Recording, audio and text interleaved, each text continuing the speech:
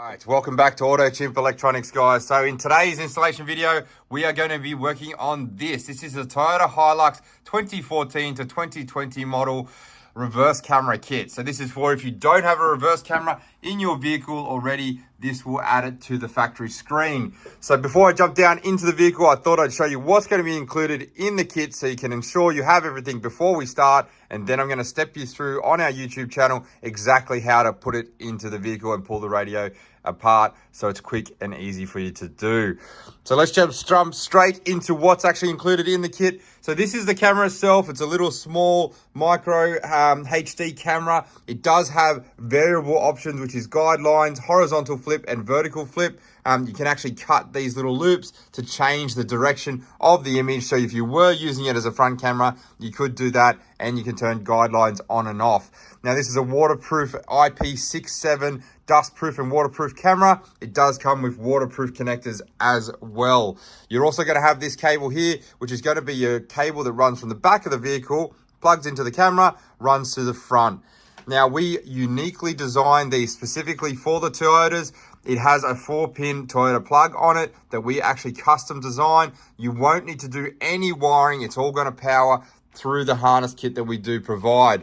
So this is going to come with the RC4 kits, which is 2014 to 2020 model Toyota Hiluxes.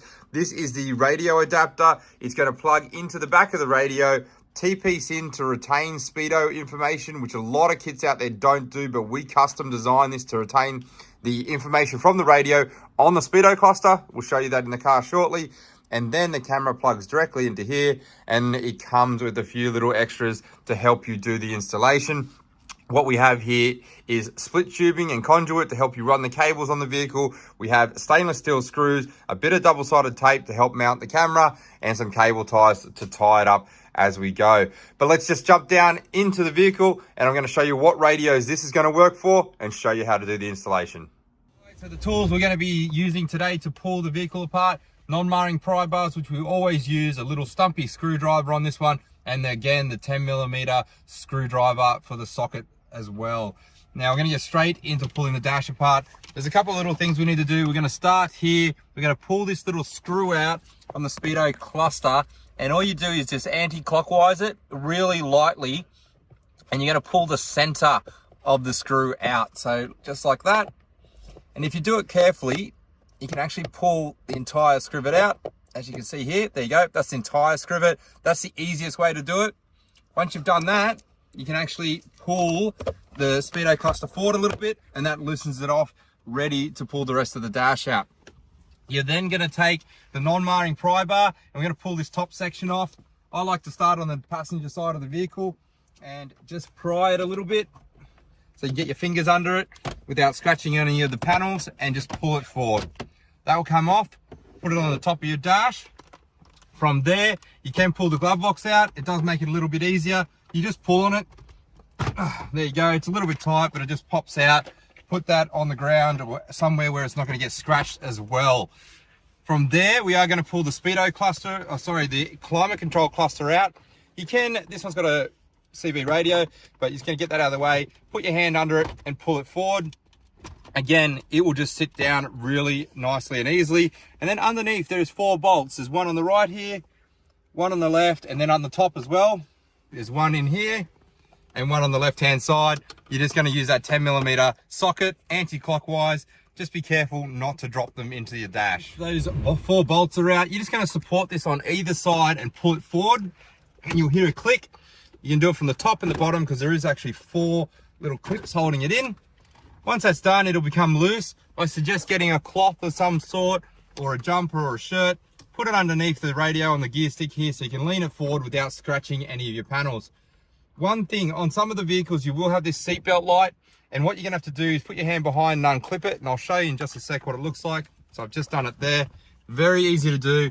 It's just this little plug. You're just going to push on top of it and pull it back out, and it comes out from the back of the radio.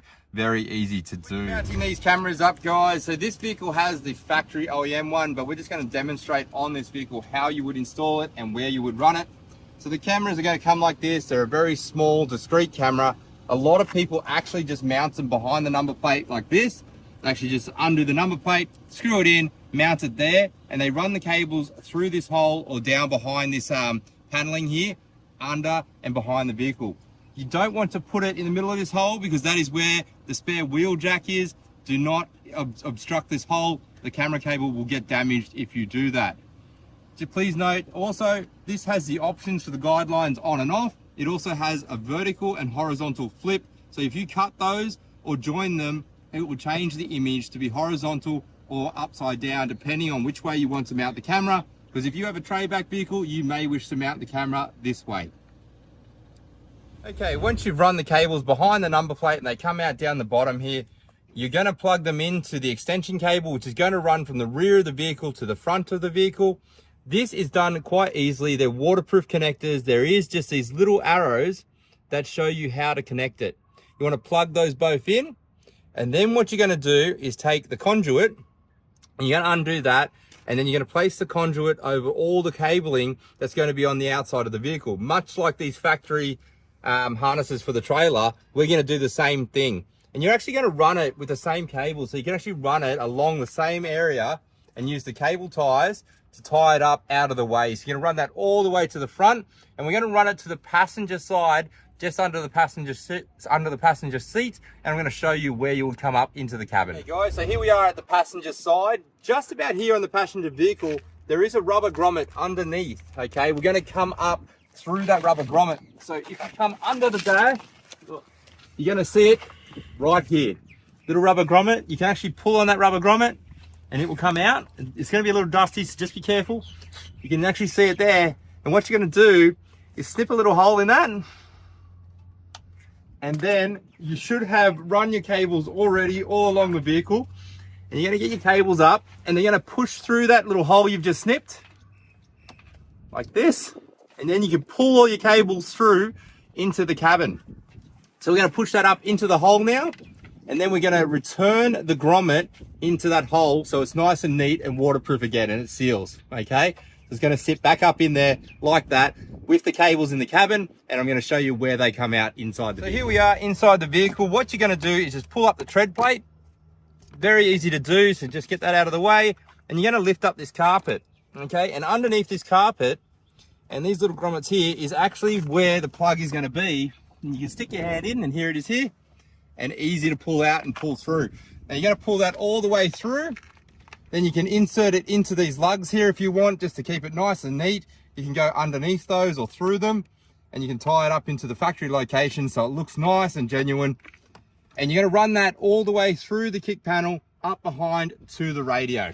So now that you've mounted and run the camera from the back of the vehicle to the front, you've pulled the stereo out, we've routed the cable up to the center behind the stereo. It's going to come in like this, which is just a little 4-pin plug. This is a specific camera that we make for the Toyotas. It is actually a bracket camera with the Toyota plug on it. Now what you're going to do from there is you're going to take this. This is our 24-pin camera adapter. For those of you that don't already have the camera on the vehicle, this is what you're going to need for anything from 2014 through to 2020. This style radio and the silver ones on the dash are going to be the same. And this is what the plug's going to look like. Again, this is quite easy. It's a little T-piece harness and then a 4-pin plug, which our camera's going to plug into. So we'll plug that in first. Very easy to do, straightforward. And then this section here is going to plug into the radio. The reason we have these two wires here is to retain the speedo information or the radio information on the speedo cluster for these Hiluxes, okay? So other kits on the market don't do that, ours does. And where you're going to connect it is here, the 24-pin white plug on the back of the radio. There's already going to be a plug here. You're going to unplug that and then plug in the new T-piece harness, okay? And then plug that back into the radio. So if you don't have the reverse camera, that will now allow the reverse camera to work, and it will retain the speedo information. Once that's done, you can put the stereo back in the dash, and when you put the vehicle in reverse, it will automatically show the reverse camera. On our cameras, guidelines are actually optional. You can turn them on and off at the camera itself. This camera here is actually the factory fitted one, but we're just showing you how to do the installation today, and it is going to look exactly like this. But our camera is actually going to have better night vision because it is a super CMOS camera, which requires only low lux at night. So our camera will be much better, but it will automatically come on in reverse as you put it in reverse. Just a couple of quick tips. When you are returning the stereo back into its position, make sure it's clipped in all the way. Put your 4 bolts in. You're going to put your climate control back in as well. Situate that in nice and neat. You'll hear it click in. So do all that first. There we go. Push it all the way in. You're going to put your top panel and your glove box in straight away. They simply push in. Very easy to do. Just like that. We're going to put the top panel in. You're just doing it from the reverse, so we're going to do the driver's side to the passenger side. Flipped in. And here is the tricky part. You need to ensure that you pull this towards the passenger side and clip it in correctly, and then also ensure it's clipped in here on top of the Speedo correctly as well. So you're just going to push it up and in, and there you go. It should sit there. It shouldn't block any of your blinkers. Just ensure that's in nice and neat. And then to get the scrivet back in, you're going to take the center of the scrivet, this little section here, and you're going to push it up into the hole, and then push the center piece in, and that is it.